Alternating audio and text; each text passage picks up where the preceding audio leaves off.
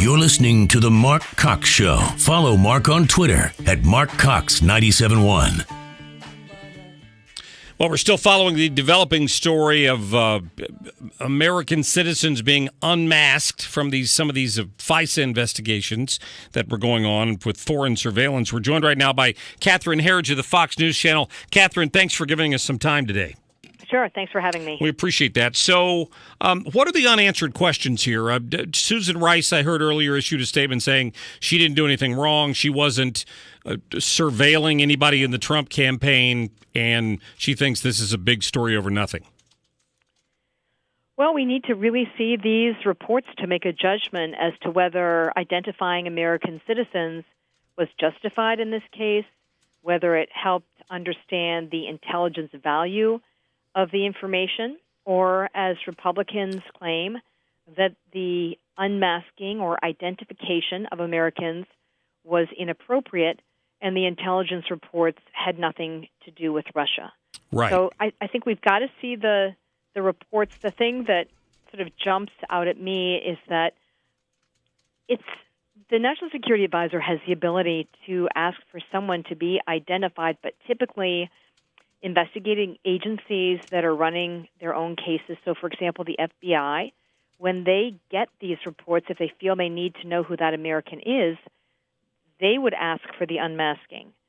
So it would happen before it would reach Susan Rice typically. So that's something that doesn't quite make sense to me. So she's reading these intelligence reports, yet she still wants to know who some of these Americans are. Now, maybe once we see the records, it's going to make more sense, but that just seems a little out of sync to me. Yeah, I wondered about that. Now, correct me if I'm wrong, but isn't the Fox reporting that I heard the last 24 hours from Adam Housley and some other folks mention the fact that Susan Rice had requested unmasking on a number of different occasions, multiple occasions? Is that true? Well, she's just been on television today saying that as National Security Advisor, it was not uncommon for her to request the unmasking of American citizens.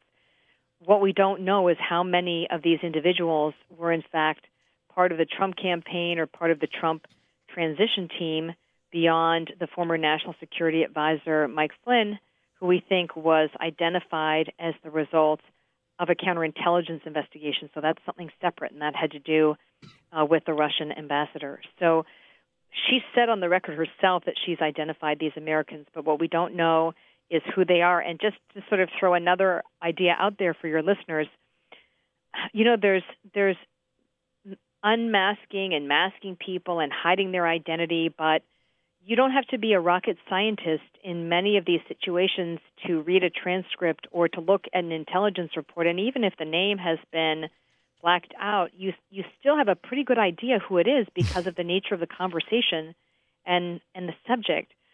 There's a term for that. They call it thinly masked.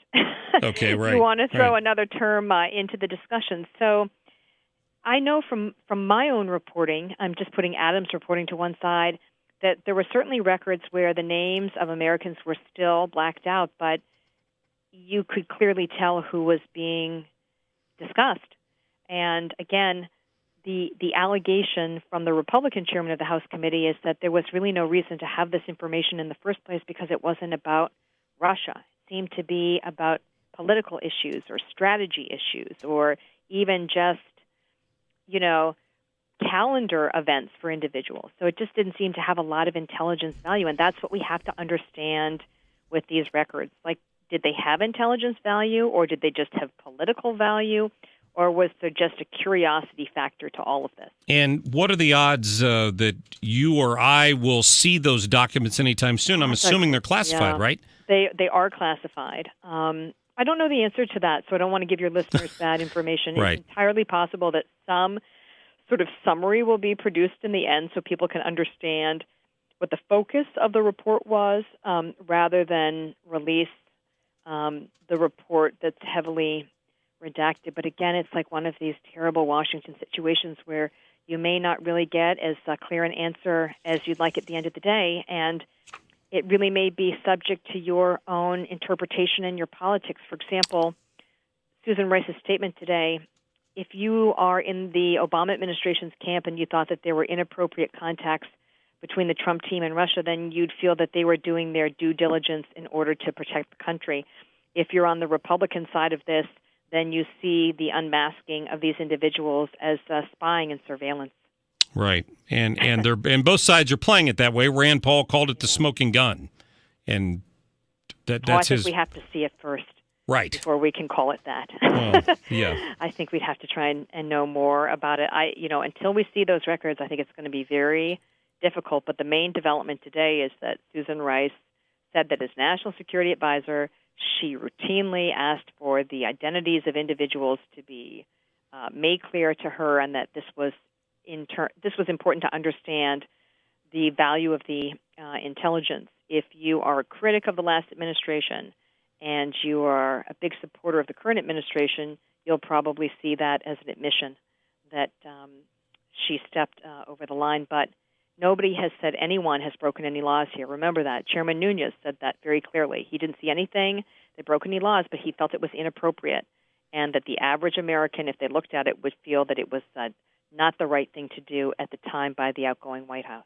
Right, and at least it appears to give Congressman Nunes a little bit of cover for what he spoke about. Yeah, I mean, the last thing I would say, sort of the bigger issue for your listeners, is that this has been this program is called the 702 program that allows for this type of data collection. It was always controversial when it was reauthorized a few years ago. I think it's going to run into some real roadblocks at the end of this year, because critics have long feared that it's an awesome tool to collect information, but one day it will be turned against American citizens. And if this in any way is the case here, and with sort of the icing of the former National Security Advisor Mike Flynn, it's going to be very tough to get it reauthorized, and we may see that power of the government stripped away by Congress because of this controversy.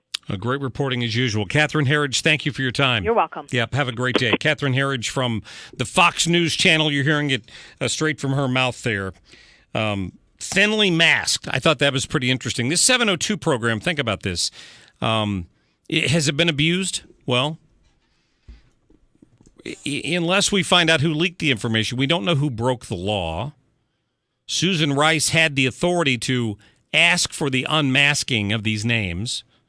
As John Decker pointed out a few minutes ago, Flynn is the only name that's been leaked, so to speak. But Nunes said there were other names of top transition officials on the documents that he saw. So there were more names unmasked. We know that. Listen to what Eli Lake pointed out. Now, two pieces of reporting here. There was the Fox News report this weekend that really got to the basis of the information, how it was revealed, where it happened on the White House grounds, kind of separated the White House from this information being given to Nunes that he saw. And then Eli Lake is the reporter for Bloomberg who reported that it was Susan Rice. He's the one that came up with that information. He says there's a bigger story here. Listen. Yeah, I think it's really a story about how easy it is to learn the identities of Americans who were incidentally collected, and now we know from how this has, and whether that can be abused by one party for some sort of political advantage. Sure. Those are things that we should reform, I would imagine, and I don't understand why Democrats are not more interested in that, considering usually they do have an abiding interest in things like privacy and abuse of surveillance power and things like that. And Peter Ducey on Fox News this morning asked a really great question when he had Eli Lake on there. Can you imagine if the foot was in the other shoe here? Listen. And if this is okay, then what's to stop Trump from doing it to his political adversaries? I've been making that point in my columns for like a month now, and I'm getting very few answers from my Democratic friends who basically sort of are still saying nothing to see here.